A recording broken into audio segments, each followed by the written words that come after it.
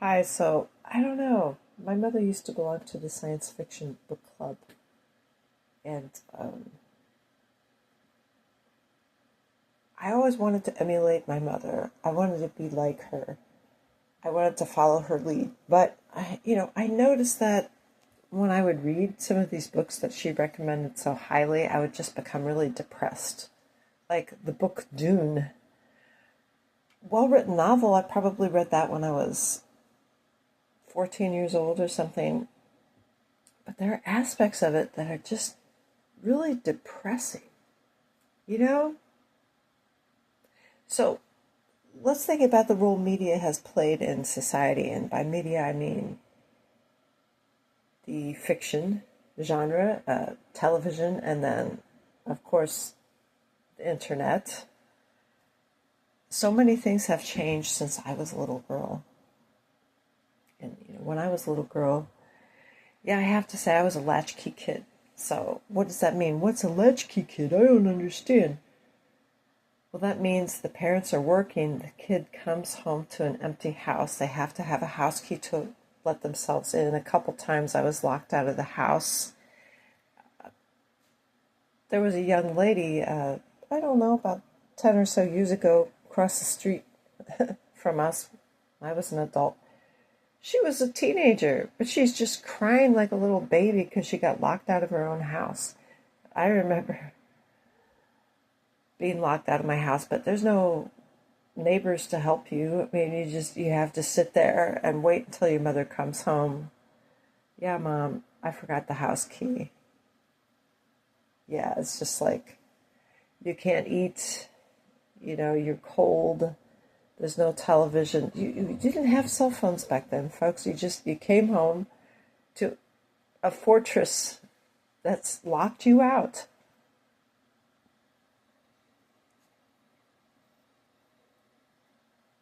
I don't know if anybody knows what it's like to have been a kid in my generation.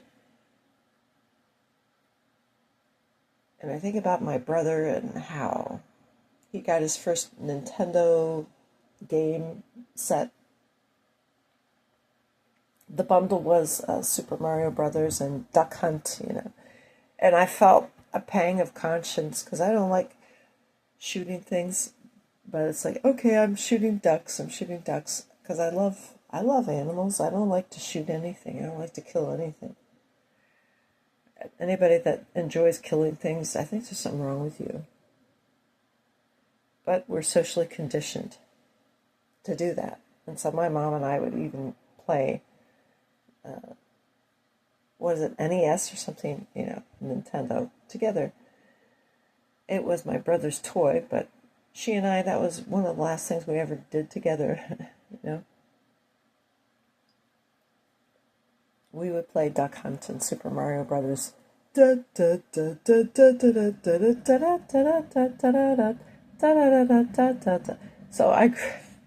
yeah, it's still in my mind.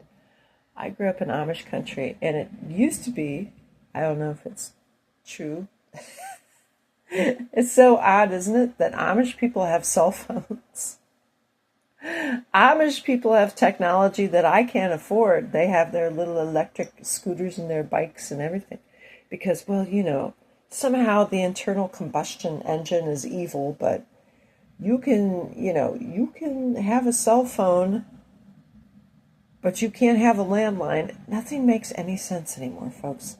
But it used to be that the Amish didn't want to have their photograph taken because they believed, or was it the Native Americans, or maybe it was both, that if you could capture a person's image on film, then in a way you're capturing their soul.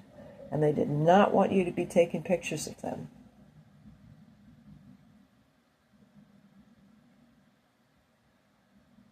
Yeah. They have, I really don't understand it, and who am I to be criticizing the Amish? I think they helped Trump get elected. I think the internet did what the Amish or the Native Americans feared that the camera would do. The internet has sucked people's soul into a grid. How are you ever going to get that back?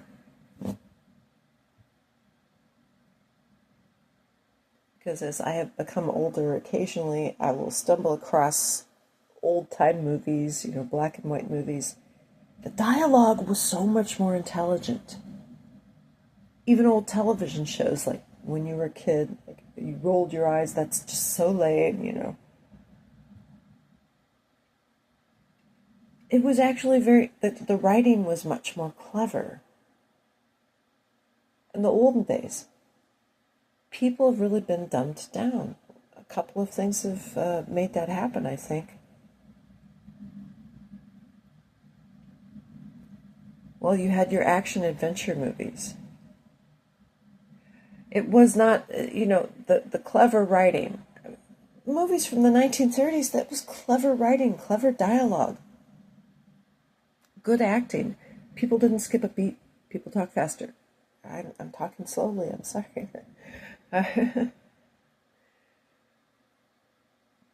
Then we had the action adventure genre, like, not to pick on anybody in particular, but, you think of these characters, Rambo and Arnold Schwarzenegger, the Terminator, and even Indiana Jones. It's all about, like, visual things and explosions. Not so much in Indiana Jones, but there were snakes in Indiana Jones. Explosions and blah blah. Even our television shows, like the A-Team, da da da. Everything's blowing up. It's like it's a huge spectacle, and it's making people stupid. The Dukes of Hazzard. It just made people stupid. I'm sorry. The soap operas. That's the other thing. In addition to all the violence, you call it action adventure. I call it shooting people is violent, like Rambo series. The sexual promiscuity portrayed on soap operas, in movies. That dumbed us down too. I keep thinking of that Mariah Carey song. Even though I try, I can't let go. Something in your eyes captured my soul or something. Something sucked us in. Something really evil sucked us in. And I'm a conservative little girl.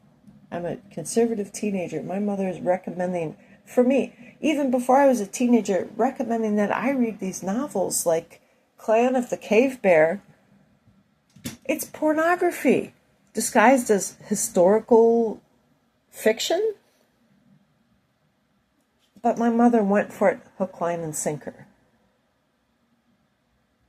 Like easy pickings.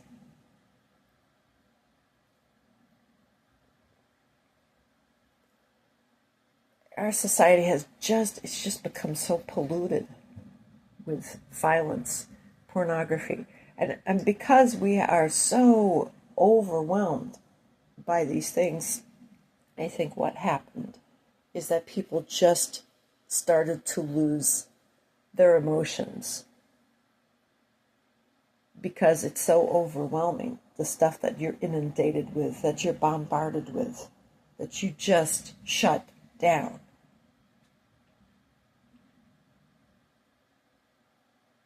So I'm saying, I'm the first to have been blown the fact that all of my kids have cell phones, and I'm sorry about that. And I've been told, you're not allowed to let your kids have cell phones. Yeah. You try stopping them, especially if they have older adult siblings that encourage them to have the cell phones. And they don't interact normally. They don't make eye contact with you.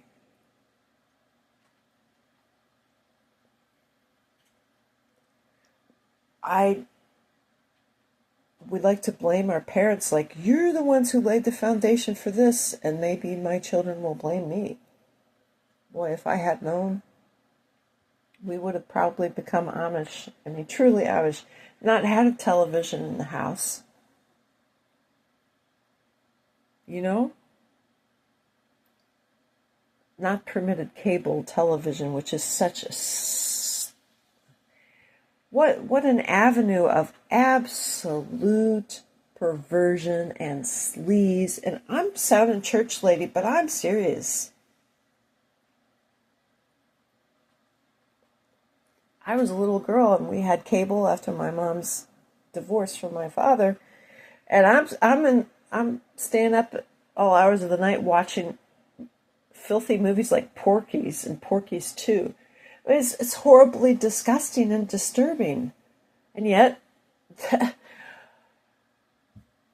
disintegration of the family was happening in the 1970s. Kramer versus Kramer, with Dustin Hoffman and all that.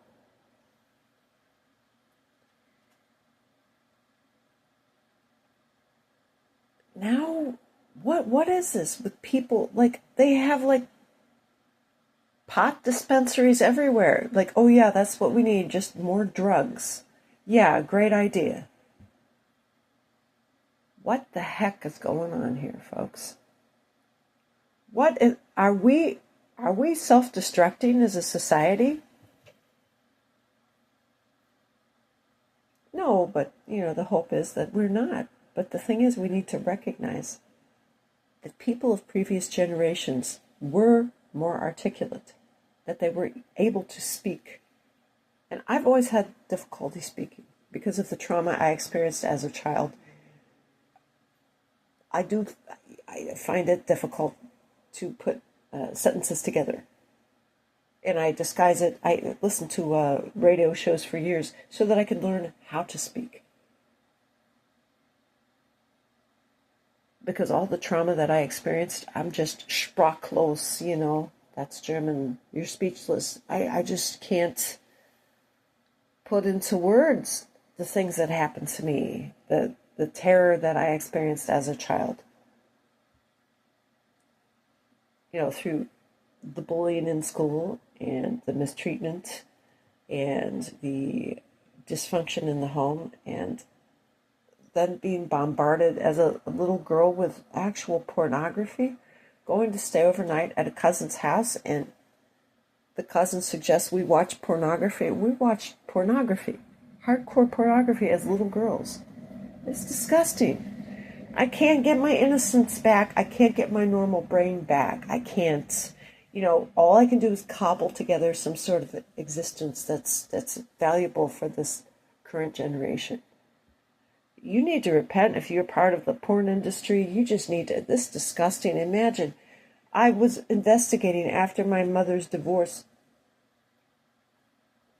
Being a latchkey kid, you get curious. I started going into her closet, finding like soft porn magazines and stuff. It's like she's just under the sway of some demonic Jezebel spirit. And she didn't like me because I said, Mom, I really want to remain a virgin until I'm married. And then she's like mad, and she's like, no, I don't think that's going to be possible. What kind of a mother says that to their daughter? But my mother said that to me.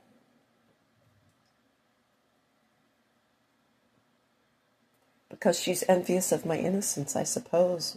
Because the Greeks don't want no freaks. First of all, she was in a sorority, and she said she really came into her own when she joined the sorority. But what did the sorority do? It encouraged excessive drinking and promiscuous behavior. And interestingly, my mother loved the Eagles, so I would ask her, like, what does this mean, Mom? The Greeks don't want no freaks. What does that mean? She says, oh, yeah, that's the Greek societies, the sororities. And you listen to the lyrics, it's very representative of the way they were ruining the youth. She was a perfect little sister until somebody missed her. Yeah, I'm not going to complete that, so you look it up. If you want to look it up, I love the Eagles because my mother loved the Eagles. But I mean, it's just, do you understand?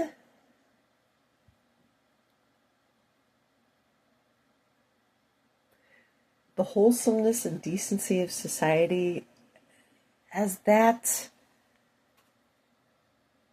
is lost, so is our humanity. We become drones, don't we? We just become duh, like Patrick's, duh.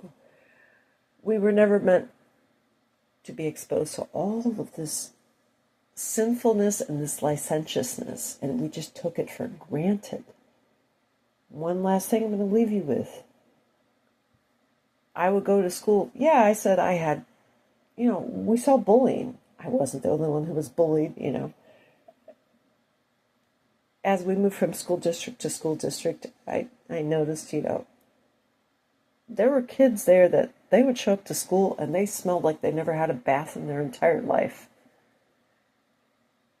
And I felt sorry for her. It's like, how can you come from a home where your parents never tell you to take a bath or wash your hair? You understand that?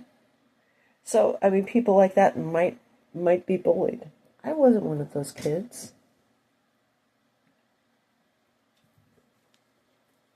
But at certain times, because of my awkwardness and having been moved around from babysitter to babysitter and having my best friend ripped away from me when my mother decided to have an affair and get a divorce from my father. These are indelible scars that we have. Like, I don't have tattoos. I don't need to get a bunch of tattoos. Oh, here's a tattoo for my trauma, blah, blah. Here's a piercing for my trauma. Please, you little babies. He's just, I'm so sad. I have to get another tattoo because something traumatic happened to me. Oh, whatever. I'm sorry. It's like, wow, if you've grown up in my generation, your parents got divorced, so what? You're bullied at school, so what? Boys were given swirlies in restrooms. Do you realize that's disgusting? They would actually put the boys that would bully other boys in high school would actually put their face in a toilet and flush it and call it a swirly. And it's like, what the heck kind of institution is this? I thought we were supposed to be learning things. And, as I was saying, as a little girl, it's like I get to school, if I'm not being bullied or whatever, or a teacher isn't acting like a total jerk, which typically that would be a math teacher. Not all. I'm sitting at a desk and somebody's penciled on something pornographic, like with a penis. It's like, you can't get away from the filth of society. And I'm saying, when are we going to take control of this? When are we going to realize that the ills of society, we have allowed them to happen through our inattention, through our desperation, through our greed, or through our... How can all... I've never gone to a church where I've seen pornography scribbled on the back of seats or anything. But I want to tell you, I spent a lot more time in school than I did in church. And where you spend most of your time is typically going to make the greatest impression upon you.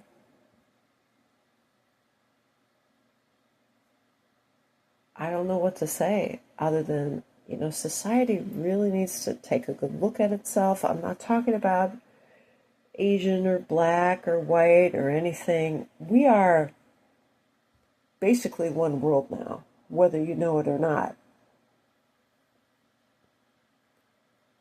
But some of us are steeped in evil influences.